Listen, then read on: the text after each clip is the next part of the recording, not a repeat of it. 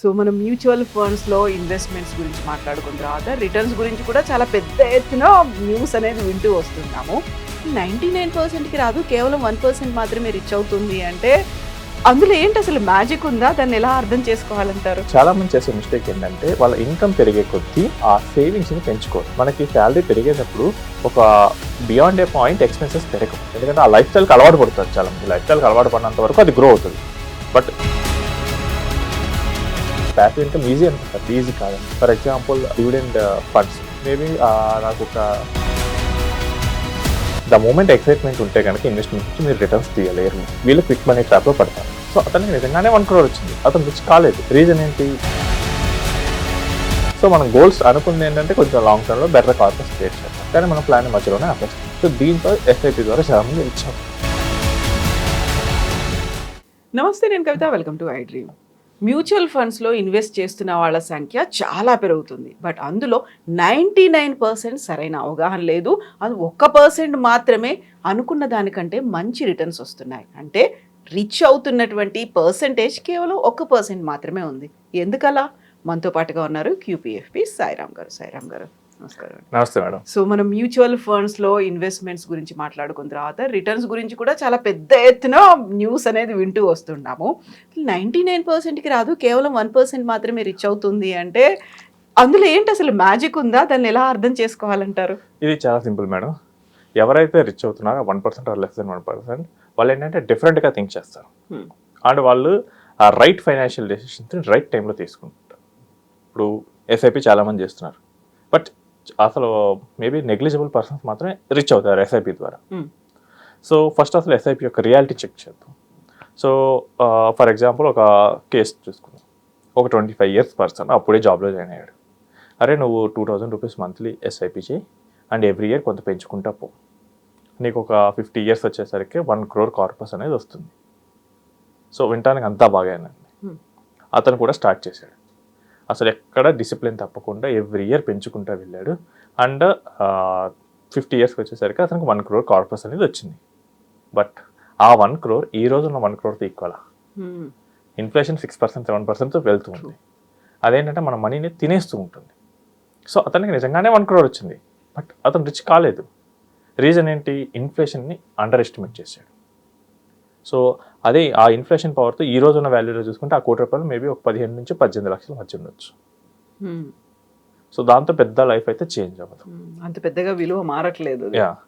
So ఇక్కడ చాలా మంది చేసే మిస్టేక్ ఏంటంటే వాళ్ళ ఇన్కమ్ పెరిగే కొద్దీ ఆ సేవింగ్స్ని పెంచుకోరు. మనకేంటంటే మనకు ఎక్స్పెన్సెస్ ఇన్కమ్ గ్రాఫ్ కనుక గీస్తే మనకి శాలరీ పెరిగేటప్పుడు ఒక బియాండ్ ఏ పాయింట్ ఎక్స్పెన్సెస్ పెరగవు, ఒక లెవెల్లో స్టేబిలైజ్ అవుతూ ఉంటాయి. ఎందుకంటే ఆ లైఫ్ స్టైల్కి అలవాటు పడతారు చాలామంది. లైఫ్ స్టైల్కి అలవాటు పడినంత వరకు అది గ్రో అవుతుంది. బట్ ఏ పాయింట్ అయితే సేమ్ లైఫ్ స్టైల్కి అలవాటు పడతారో ఇక ఆ పాయింట్లో ఎక్స్పెన్సెస్ అనేవి స్టాగ్నేట్ అవుతూ ఉంటాయి. ఇక అప్పుడు నుంచి వచ్చే సేవింగ్స్ అంతా మనకి సర్ప్లస్, దాన్ని మనం పంప్ చేస్తున్నామా లేదా అది చూసుకోవాల్సి వస్తుంది. ఇప్పుడు 25 yearsలో ఉన్న అతనికి 25,000 రూపీస్ శాలరీ వస్తుంది. మేబీ అతని ఎక్స్పెన్సెస్ 20,000 ఉన్నాయి. నెక్స్ట్ అతనికి ఒక 2 years తర్వాత జాబ్ చేంజ్ కొట్టాడు. అతనికి ఈసారి 50,000 శాలరీ వచ్చింది. ఇప్పుడు అతని ఎక్స్పెన్సెస్ ఒక 35,000 అయ్యాయి. తర్వాత ఒక 1 yearకి అతనికి మ్యారేజ్ అయింది, 45,000 అయ్యాయి. ఈసారి మళ్ళీ ఇంకో జాబ్ తీసుకున్నాడు. ఒక 3 yearsకి 1 lakh శాలరీ వచ్చింది, ఒక 70,000 వచ్చింది. ఇప్పుడు అతని సేవింగ్స్ వస్తుంటే మీరు కన్సిడరబుల్ చూడండి. ఫస్ట్ టైంలో 5,000, తర్వాత 10,000, ఇప్పుడు 30,000 పెరుగుతుంది. కానీ ప్రతిసారి అతను ఏం చేస్తున్నాడు? 2,000, 2,200, 2,400 అలా మాత్రమే ఎస్ఐపి చేస్తున్నాడు. సో సేవింగ్స్ మొత్తాన్ని వర్కింగ్లో పెట్టట్లేదు. సో వర్కింగ్లో పెట్టకపోతే ఏమవుద్ది? ఏదో టైంలో ఏదో ఒక అవసరానికి వాడేస్తూ ఉంటారు. ట్రూ. చాలామంది దగ్గర సేవ్ చేసేటప్పుడు చెప్పేసిందంటే ఈ అమౌంట్ మనం పెట్టేద్దాం, ఉంటే ఏదో ఒక దానికి వాడేస్తున్నా, ఖర్చు అయిపోతుంది. యా. అండ్ కొంతమంది ఏం చేస్తారంటే ఒక 5 years చేస్తారు, లేదా ఒక 4 years 3 years చేస్తారు. ఏదో ఒక అవసరం వచ్చేసింది, వెంటనే దాన్ని తీసేస్తారు. నేను ఈ మధ్య చూస్తున్నాను tax saver fund 3 years lock ఉంటుంది. సో నేను కొన్ని కంపెనీస్లో ఇన్వెస్టర్ అవేర్నెస్ ప్రోగ్రామ్ ఇచ్చినప్పుడు అక్కడున్న ఎంప్లాయీస్ ట్యాక్స్ సేవింగ్స్ ఫండ్స్లో ఇన్వెస్ట్ చేశారు. అది 2 years బ్యాక్ చేశారు. ఇప్పుడు ఏంటంటే జనరల్గా ట్యాక్స్ సేవింగ్స్ బెనిఫిట్ తీసుకుంటే కనుక 3 years లాక్ ఉంటుంది. సో 3 years వరకు ఏమైనా కానీ ఎట్టి పరిస్థితుల్లో ఆ మనీ అయితే మనకి రిటర్న్ ఇవ్వరు. వాళ్ళకి ఏంటంటే ఆ టైంలో అంతా చెప్పాను ఎక్స్ప్లెనేషన్ 3 years ఉండాలి అన్నాను. ఓకే ఉంటాం అని బాగానే చెప్పారు. అండ్ కొంచెం హై ప్యాకేజే కాబట్టి ట్యాక్స్ 30% కట్ అవుతుంది కాబట్టి వాళ్ళకి చాయిస్ లేదు. సో ఇక్కడ ఎట్లాగో 30% కట్ అయ్యే ఇది గ్రో వస్తుంది కదా అని చెప్పేసి ఇన్వెస్ట్ చేశారు. ఇప్పుడు ఏంటంటే వాళ్ళకి ఒక చిన్న అవసరం వచ్చేసింది. నా మనీయే కదా ఎందుకు ఇవ్వరు, సో నేను ట్యాక్స్ బెనిఫిట్ ఇప్పుడే తీసుకోవట్లేదు కదా. లేదు, మీకు అవసరం ఉన్నా లేకపోయినా మీరు ఆ లాకిన్ ప్రోడక్ట్లో పెడితే ఇవ్వరు. బట్ ఒకవేళ ఆ ప్రోడక్ట్ లాకిన్ లేకపోతే చాలామంది ఇన్వెస్టర్స్ ట్యాక్స్ ఎవరిలో పెట్టరు, వాళ్ళు నార్మల్ ఫండ్స్లోనే పెట్టుకుంటారు. వాళ్ళకి ఏంటంటే లాకిన్ ఉండదు, ఈజీగా విత్డ్రా చేయొచ్చు. ఏదో ఒక 20,000 రూపీస్ స్టార్ట్ 10,000 రూపీస్ స్టార్ట్ చేస్తారు, ఒక 2-3 years కొడతారు. Same maybe 3 to 4 lakhs create అవుతుంది. వెంటనే అప్పుడు కార్ కొనాలనిపిస్తుంది. సో ఇక్కడ నాకు 4 lakhs ఉంది, సో ఇంకొంచెం కష్టపడితే ఒక 2-3 lakhs. సో నాకు డౌన్ పేమెంట్, మీకు నెక్స్ట్ ఇంకా ఏమైనా తక్కువైతే లోన్ తీసుకుంటాను. అది ఈజీ అనిపిస్తుంది ఆ టైంలో. యా. సో మనం గోల్స్ అనుకుంది ఏంటంటే కొంచెం లాంగ్ టర్మ్లో బెటర్ కార్పస్ క్రియేట్ చేద్దాం, కానీ మనం ప్లాన్ మధ్యలోనే ఆపేస్తున్నాం. సో దీంతో ఎస్ఐపి ద్వారా చాలామంది రిచ్ అవ్వరు, ఎందుకంటే ఎస్ఐపి దాని పర్పస్ని కంప్లీట్గా అండర్స్టాండ్ చేసుకో. ఎస్ఐపి ఏంటంటే మంత్లీ మన ఇన్కమ్ని సేవింగ్స్ మోడ్లో పెట్టడం. బట్ మనం ఏంటి ఒకే అమౌంట్ని పెడతా ఉంటాం, మనకి సేవింగ్స్ పెరిగినా కానీ ఒకే అమౌంట్ పెడుతూ ఉంటాం. సో దానివల్ల చాలామంది అవ్వరు. నెక్స్ట్ ఏంటంటే ప్యాసివ్ ఇన్కమ్. ఇది ఒక మిత్. ఏంటంటే ప్యాసివ్ ఇన్కమ్ ఈజీ అనుకుంటారు, ఈజీ కాదండి. ఫర్ ఎగ్జాంపుల్ డివిడెండ్ ఫండ్స్ ఉన్నాయి. మేబీ నాకు ఒక 6% డివిడెండ్ ఈల్డ్ వస్తున్నాయి అనుకుంటున్నాను, సింప్లిసిటీ పర్పస్. నాకు ₹1,00,000 డివిడెండ్ ఎవ్రీ మంత్ రావాలంటే నాకు దగ్గర 2 crores వర్త్ ఫండ్స్ ఉండాలి. బట్ 2 crores జమ చేయడం అంత ఈజీ కాదు. సో చాలామంది జీవితకాల సంపాదనలు, సో డివిడెండ్ ఈజీ అనుకుంటారు, బట్ మీరు చాలా ఎఫర్ట్ పెట్టాల్సి వస్తుంది, చాలా హ్యూజ్ అమౌంట్స్ పెట్టాల్సి వస్తుంది. ట్రూ. అప్పుడు మాత్రం మీరు ఆ డివిడెండ్ నుంచి ప్యాసివ్ ఇన్కమ్ అనేది జనరేట్ చేయగలరు. అలా కాకుండా నేను జస్ట్ ఒక 5 ఏళ్ళు చేస్తాను, చిన్న అమౌంట్స్ చేస్తాను. మీరు చిన్న అమౌంట్స్ చేస్తే చిన్నదే వస్తుంది, మీరు ఏదైతే ఇన్పుట్ ఇస్తారో అవుట్పుట్ కూడా దానికి తగ్గట్టే వస్తుంది. నా దగ్గరకు వచ్చిన కొంతమంది తెలియక అడుగుతుంటారు, నేను క్యాలిక్యులేటర్లో దాన్ని 30% 40% పెట్టుకుంటారు. అది రియలిస్టిక్ కాదు. సో నేను ఒక 10,000 రూపీస్ ఇన్వెస్ట్ చేస్తాను, నేను ఒక 5 years ఇన్వెస్ట్ చేస్తాను, తర్వాత నుంచి నేను ఎవ్రీ మంత్ 20,000 తీసుకుంటాను. It's not possible. అలా తీసుకుంటే మేబీ ఒక 3-4 yearsలో కార్పొరేట్ అయిపోవచ్చు. లేదు ఎందుకు రాదు, నేను క్యాలిక్యులేటర్లో చూసాను. క్యాలిక్యులేటర్ ఏముంది, మన ఇష్టం వచ్చినట్టు అటు ఇటు అడ్జస్ట్ చేసుకోవచ్చు నెంబర్స్. వాళ్ళు ఏంటంటే ఈజీ అనుకుంటారు. మీకు మంచి కార్పస్లో మంచి అమౌంట్ ఆఫ్ ప్యాసివ్ ఇన్కమ్ రావాలంటే మీరు ఎక్స్ట్రా ఎఫర్ట్స్ అనేది పెట్టాల్సి వస్తుంది, అప్పుడు మాత్రం వస్తుంది. ఈవెన్ రియల్ ఎస్టేట్ అండి, మనకు ఒక 25,000 రూపీస్ డీసెంట్ రెంట్ రావాలంటే ఆ ప్రాపర్టీ ఎంత ఉండాలి హైదరాబాద్లో? ఈజీగా 80 lakhs to 1 crore ఉండాలి, ఉంటేనే వస్తుంది. అండ్ జూబ్లీ హిల్స్ లాంటి ఏరియాస్లో అయితే ఎలాంటి లొకాలిటీలో ఉంది అనేది కూడా. సో అక్కడ నాకేంటే 10 crores ఉన్నా కానీ పెద్ద రాదు మళ్ళీ. సో నేను ఎక్కడ ఉన్నాను, ఏ ఏరియాలో ఉన్నాను, ఇవన్నీ మ్యాటర్స్ అవుతూ ఉంటాయి. సో ప్యాసివ్ ఇన్కమ్ ఏంటంటే అనుకున్నంత ఈజీ కాదు. సో మనకు కంఫర్టబుల్ లైఫ్ లీడ్ చేయాలి, అంత ఇన్కమ్ రావాలంటే మనం చాలా ప్రాపర్గా ప్లాన్ చేసుకుంటూ వెళ్ళాలి. లేదా అతనికి వచ్చేసింది నేను కూడా తెచ్చుకుంటా అంటే కుదరదు. True. The third one is the quick money trap. చాలామంది ఇన్వెస్ట్మెంట్ స్టార్ట్ చేసేటప్పుడు చాలా డిసిప్లిన్గా వస్తారు. వాళ్ళు ఏంటంటే ఎక్సైట్మెంట్తో వస్తారు, డిసిప్లిన్తో పాటు ఎక్సైట్మెంట్ కూడా ఉంటుంది. ద మూమెంట్ ఎక్సైట్మెంట్ ఉంటే కనుక ఇన్వెస్ట్మెంట్ నుంచి మీరు రిటర్న్స్ తీయలేరు, వీళ్ళు క్విక్ మనీ ట్రాప్లో పడతారు. ఓకే. సో మనకి ఇండియాలో స్టాక్ మార్కెట్లో ఇన్వెస్ట్ చేసే వాళ్ళకన్నా మనకి Dream11 ఇలాంటి బెట్టింగ్ యాప్స్లో ఇన్వెస్ట్ చేసే వాళ్ళు ఎక్కువ. ఇట్స్ నాట్ ఎన్ ఇన్వెస్ట్మెంట్, దాన్ని ఇంకా ఆడేవాళ్ళు ఎక్కువ. స్టాక్ మార్కెట్లో ఇన్వెస్ట్ చేసే వాళ్ళకన్నా క్రిప్టోలో చేసేవాళ్ళు చాలా ఎక్కువ. Long term mutual funds invest చేసే వాళ్ళకన్నా డే ట్రేడర్స్ ఎక్కువ. చాలా తొందరగా అయిపోవాలి ఏదైనా. పొద్దున పెట్టేస్తాను, నాకు ఈవినింగ్ రావాలి, ఇంకా కావాలంటే ఇప్పుడు పెట్టేస్తాను ఒక 1/2 hourలో రావాలి. ఈ మైండ్ సెట్ ఉంటుంది. ఈ మైండ్ సెట్ ఉందంటే కనుక మీరు తొందరగా ఈ ట్రాప్లో అయితే పడిపోతారు, లేదా ఎవరో ఒక ఫ్రాడ్ స్టార్క్ అయినా కానీ మీరు దొరికిపోవచ్చు. సో ఏంటంటే వాళ్ళు ఈజీగా ఎరవేస్తారు. సో మనం న్యూస్లో చాలామంది చూస్తూనే ఉన్నాం. సో స్టాక్ మార్కెట్ పేరుతో ఫ్రాడ్, అధిక వడ్డీల పేరుతో ఫ్రాడ్. ఈ ప్రతి కేసులో కూడా మీరు చూడండి ఎక్కువ ఇంట్రెస్ట్ ఇస్తాం. నార్మల్గా అతనికి ₹2 వడ్డీకి బయట దొరకే కదా మీ దగ్గర తీసుకుంది. అతను అంతా వర్తీ పర్సన్ అయితే కనుక బ్యాంక్స్ ఇవ్వవా? మీరు దాన్ని మర్చిపోతున్నారు. 10 రూపీస్ ఇంట్రెస్ట్ ఇస్తాడు, ఓ 3 నెలలు ఇచ్చాడు, మీరు ఇంకో 10 మంది చెప్తారు, మీరు మునిగిందే కాక ఇంకో 10 మందిని ముంచుతున్నారు. సో ఈ క్విక్ మనీ ట్రాప్లో అనేది పడకూడదు. సో నెక్స్ట్ ఏంటంటే లైఫ్ స్టైల్ ఇన్ఫ్లేషన్. ఇది చాలా భయంకరంగా ఉంటుంది. లైఫ్ స్టైల్ ఇన్ఫ్లేషన్ సింపుల్గా చెప్తాను. 2004 ఆర్ 2005 మీ ఇన్కమ్ ఎంత, మీ ఎక్స్పెన్సెస్ ఎంత, అప్పుడు ఎంత మనకి సేవింగ్స్ ఉండేవి. ప్రాబ్లీ ఆ టైంలో మోస్ట్ ఆఫ్ ది పీపుల్కి లెస్ దెన్ 5,000 అనేది ఇన్కమ్ ఉండొచ్చు.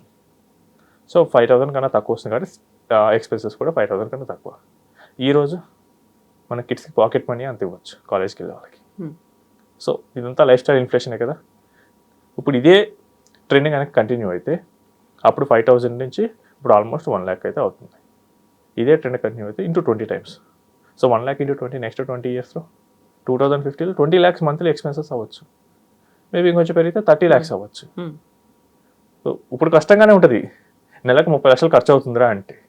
బట్ ఖచ్చితంగా ఈ లైఫ్ స్టైల్ ఇన్ఫ్లేషన్ అనేది దాన్ని యాడ్ చేస్తుంది. ఎందుకంటే మనకి ప్రతిదీ ధరలు పెరుగుతున్నాయి. మనం ఏంటంటే ఇక్కడి నుంచి బెటర్ అవ్వాలని చూస్తుంది తప్ప వెనక్కి రావాలని చూడం. సో అలాంటప్పుడు మనం ఖర్చు పెట్టాల్సింది. సో దీనికి లైఫ్ స్టైల్ ఇన్ఫ్లేషన్ అనేది యాడ్ అవుతుంటుంది. దీన్ని మనం మ్యాచ్ చేస్తున్నామా లేదా, దీన్ని మ్యాచ్ చేయడానికి ఎక్కువ స్పెండ్ చేస్తున్నామా. అండ్ ఇంకోటి ఏం చేస్తారంటే చాలామంది వాళ్ళు ఉన్న స్టేజ్ నుంచి వేరే వాళ్ళని చూసి దాన్ని అనుకరించాలని చూస్తారు. ఇప్పుడు వాళ్ళకి ఏంటంటే మేబీ ఒక 50,000 ఇన్కమ్ ఉంది, వాళ్ళు 2 lakhs వాళ్ళ స్టైల్ అడాప్ట్ చేసుకుంటే అది కష్టం కదా. ఎందుకంటే వాళ్ళకి ఇన్కమ్ వస్తుంది కాబట్టి వాళ్ళు పెట్టగలరు. మీరు మీకు ఉన్న డిస్క్రిషనరీ ఎక్స్పెన్సెస్ కోసం మొత్తం పెట్టేస్తే ఎలా? సో అది ప్రాబ్లం అవుతుంది కదా, అది కూడా చూసుకోవాలి. నెక్స్ట్ ఏంటంటే ట్రెండ్ చేసింగ్ మైండ్ సెట్ ఉంటుంది చాలామందికి. సో మనకేంటంటే ఇన్వెస్ట్మెంట్లలో ప్రతిసారి ప్రతి ఇయర్ 2 yearsకి ఒకసారి ఒక ట్రెండ్ అనేది వస్తుంది. ఒకప్పుడు క్రిప్టో అని, తర్వాత మనకి కొత్త కొత్త ఇన్వెస్ట్మెంట్ ప్రొడక్ట్స్, ఈ ట్రెండ్ అనేది వస్తూ ఉంటుంది. ఈ ట్రెండ్ వచ్చినప్పుడల్లా నార్మల్ ఇన్వెస్టర్స్ ఎక్కువ లాస్ అవుతూ ఉంటారు. ఎందుకంటే వాళ్ళకి తెలియదు, అంత నాలెడ్జ్ ఉండదు, కానీ ఆ బజ్ విని పెట్టేస్తూ ఉంటారు. సో ఫలానా స్టాక్ పెరుగుతుందంట, వెంటనే అసలు అది ఏంటి, అసలు ఏం చేస్తుంది, ఎందుకు పెరుగుతుంది, ఈ న్యూస్ అంతా వినరు, అసలు ఎనాలిసిస్ చేయరు. ఇది నిజంగానే డిమాండ్ వల్ల పెరుగుతుందా లేదా ఇంకేదైనా పెరుగుతుందా. ఫర్ ఎగ్జాంపుల్ మన ఆరకిల్ అనేది 13,000 ఎంప్లాయీస్ని లే ఆఫ్ చేసింది. ఆ తర్వాత ఒకవేళ తన బ్యాలెన్స్ షీట్ ఇస్తే కనుక ఖచ్చితంగా ప్రాఫిట్స్ అయితే పెరుగుతాయి, బికాస్ ఎంప్లాయీస్ తగ్గారు కదా. సో ప్రాఫిట్స్ పెరుగుతాయి. ఇది గుడ్ సైన్. నార్మల్గా ప్రాఫిట్స్ పెరిగాయంటే ఇన్వెస్ట్ చేయొచ్చు, కంపెనీ షేర్ పెరగాలి. బట్ ఇదిటే గుడ్ సైన్. అది ఎందుకు పెరుగుతుంది, రీజన్ ఏంటి, దానివల్ల లాంగ్ టర్మ్ ఇంప్లికేషన్స్ ఏంటి, ఈ మనీని వాళ్ళు ఎక్కడ ఇన్వెస్ట్ చేస్తున్నారు, అక్కడి నుంచి వచ్చేది ఏంటి, ఇవన్నీ చూసుకోవాలి.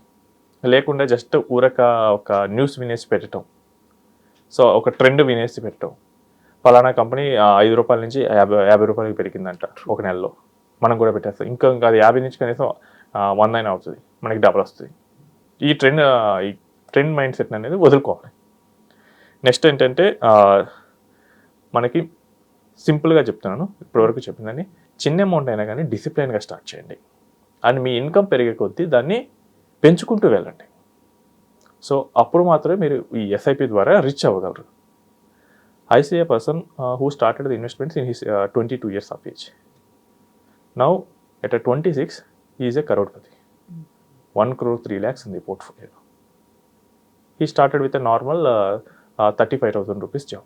Okay. He is very talented person. అలాంటి టాలెంట్ వాళ్ళు చాలామంది ఉన్నారు. టాలెంట్ లేకపోయినా లక్ కూడా కలిసి వచ్చే వాళ్ళు చాలామంది ఉన్నారు. సో ఇతను చేయగలిగింది మిగతా వాళ్ళు చేయలేనిది ఏంటి అంటే, ఇతను తన ఇన్కమ్ పెరుగుతున్న కొద్దీ తన సేవింగ్స్ని కూడా పెంచాడు.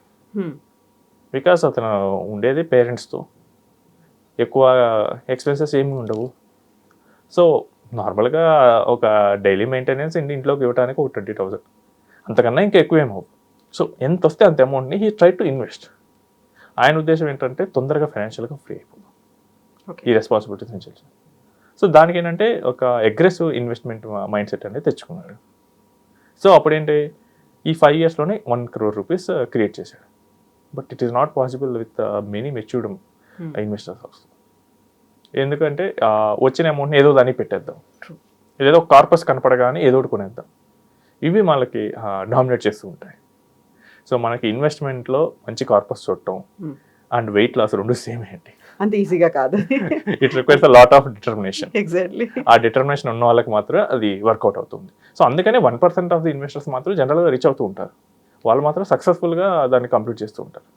మిగతా వాళ్ళందరూ ఏదో టైంలో క్రాష్ కోర్స్ లాగా అయిపోతుంది. మనకి వెయిట్ లాస్ మొదలు పెడతారు 1 fine day ఆ క్రేవింగ్స్ ఆపుకోలేక తినేస్తారు, బ్రేక్ అవుతుంది. ఇక్కడ కూడా అంతే, స్టార్ట్ చేస్తారు, మంచి కార్పస్ క్రియేట్ అవుతుంది, ఏదో ఒకటి చూసేసి కొనేయటము, లేకపోతే ఇక్కడ నుంచి వేరేది బాగుందని Jump చెప్పేసి జంప్ అయిపోవటము. చాలామంది లాస్ట్ టైం గోల్డ్ సిల్వర్ పెరిగినప్పుడు ఇదే చేశారు. ఇక్కడ చాలా వరకు 3-4 years నుంచి పెట్టారు. వాళ్ళకి తెలుసు వాళ్ళు ఏంటంటే అన్ని ఇన్వెస్ట్మెంట్స్ అన్ని బేసిక్ ప్రిన్సిపల్సే ఉంటాయి, మనకి లాంగ్ టర్మ్ రిటర్న్సే స్టాండర్డ్, అది వాళ్ళకి తెలుసు. కానీ రియాలిటీలో ఏంటంటే బయాస్ ఉంటుంది. అయ్యో గోల్డ్ బాగా పెరిగిపోతుంది, నేను మిస్ అయిపోతున్నా, మా పక్కింటోడు కొన్నాడు, మా కొలీగ్ కొన్నాడు, నేను కొనట్లేదు, నేనేమో ఈ స్టాక్స్లోనే పెట్టుకుంటున్నాను, సో నాకేమో పెరగట్లేదు, సో లాస్ అయిపోతున్నా, ఇక్కడ నుంచి ఒక 10 లక్షలు తీసేసి ఆడుకోలేద్దాం.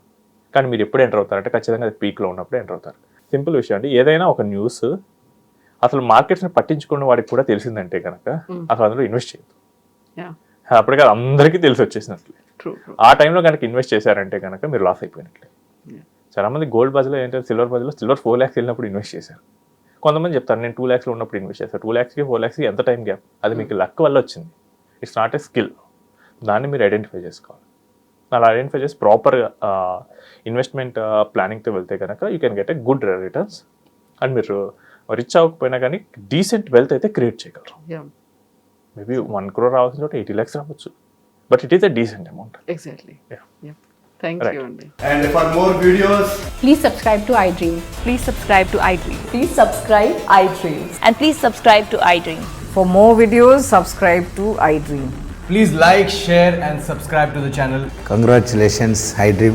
Subscribe to iDream. Subscribe to iDream. So subscribe to iDream Media. iDream ki iDream team andarki huge congratulations. Please subscribe iDream Media. Please subscribe to iDream. Subscribe iDream. Please subscribe to iDream. iDream అంటే నా కళల channel subscribe చేసుకున్న నోరు తిరుగుతలేదు, మీరైతే గంట గుర్తు కొట్టండి. For more such videos, please subscribe to iDream. Subscribe to iDream. Please subscribe to iDream. Please subscribe iDream Media. Please do subscribe to iDream. Please subscribe to iDream Media. For best entertainment and information, please subscribe iDream. And don't forget to subscribe to iDream.